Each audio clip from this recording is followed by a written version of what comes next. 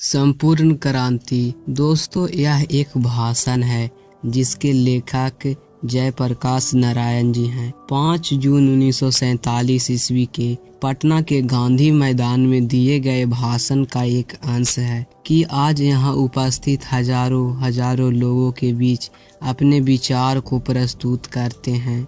जयप्रकाश नारायण जी ने कहा कि मेरे मुख से निकली हुई वाणी हुंकार के रूप में होगी, जिसमें क्रांतिकारी वे विचार होंगे जिन पर अमल करना आसान नहीं होगा।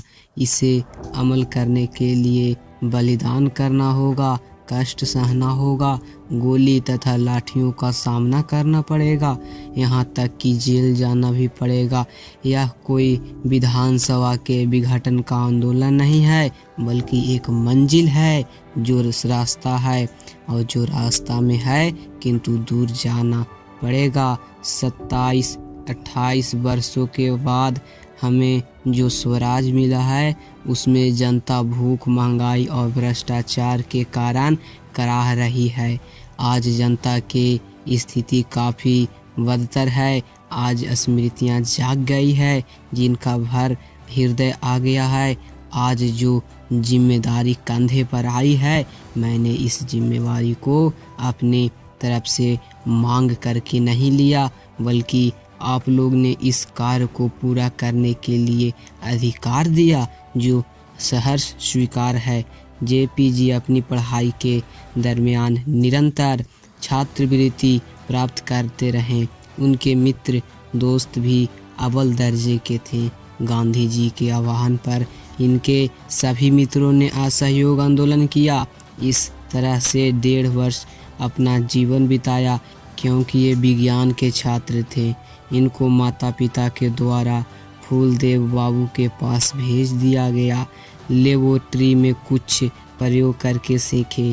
पंडित मदन मोहन मालवीय के प्रति गहरा प्रेम था, किंतु हिंदू विश्वविद्यालय में नामांकन नहीं कराना चाहते थे, क्योंकि सरकारी रुपया और मदद विश्वविद्यालय को मिलती थी, किंतु बच्चों को नहीं। बाद में इन्होंने स्वामी सत्यदेव के भाषण के प्रभाव से अमेरिका जाकर अध्ययन किया। इस दरमियान वहाँ के बागानों में, वहाँ के कल कारखानों में और बहुत जगह वहाँ काम किया। छुट्टी मिलने पर कभी कभी होटल में वेटर का भी काम करते थे, कभी कभी सड़क पर जूते भी पॉलिश किया करते थे।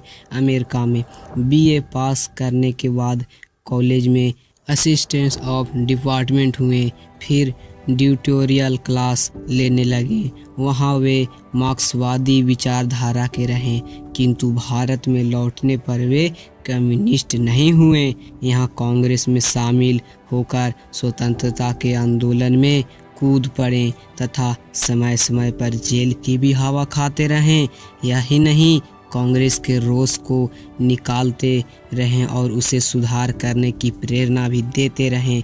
इसी बीच पार्टी में रहकर जनतंत्र की परिभाषा आंदोलन के माध्यम से पूरे प्रदेश की जनता को भाषण के द्वारा बताते थे तथा इसके सही रूप को हासिल करने के लिए दृढ़ निश्चय के परिभाषित करते थे। इनका आंदोलन किसी व्यक्ति, किसी विशेष के विरुद्ध नहीं, बल्कि सरकार की गलत नीति एवं गलत सिद्धांतों के से था।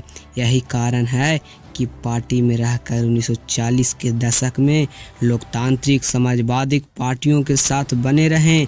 पुनः 1954 ईस्वी में सर्वोदय पार्टी में आए और चुनाव प्रणाली का सुधार करने का सुझाव देते हुए युवा शक्ति को चुनाव में बढ़ चढ़कर भाग लेने के लिए कहें और उन्हें प्रेरणा दिए।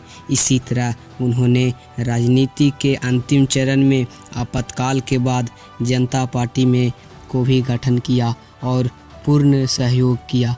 लोकनायक जयप्रकाश नारायण 20वीं सदी में भारत के एक प्रमुख समाजवादी विचारक, क्रांतिकारी नेता, संप्रभुति समाजकर्मी तथा विद्रोही स्वाधीनता सेनानी थे। उनका अध्ययन विशाल और वैधि था। राजनीतिक संगठन, कर्म और लोक सेवा का अनुभव व्यापक और गहन किए हुए थे। भारतीय जनता में उन्होंने उनकी अस्तित्व विशेष स्थान और प्रतिष्ठा में था। निष्ठा और अध्यावसाय से पूर्ण होकर अपने सक्रिय रचनात्मक एवं सार्वजनिक जीवन में उन्होंने अंतर्राष्ट्रीय पहचान और प्रतिष्ठा कमाई। वे अपने समय में विश्व के कुछ चुने हुए लोकतांत्रिक नेताओं में भी एक थे। और इस प्रकार से संपूर्ण क्रांति जयप्रकाश नारायण द्वारा लिखा गया यह भाषण यहाँ पे ख़त्म होता है। और ये भाषण पटना में दिया गया था 5 जून 1947 को।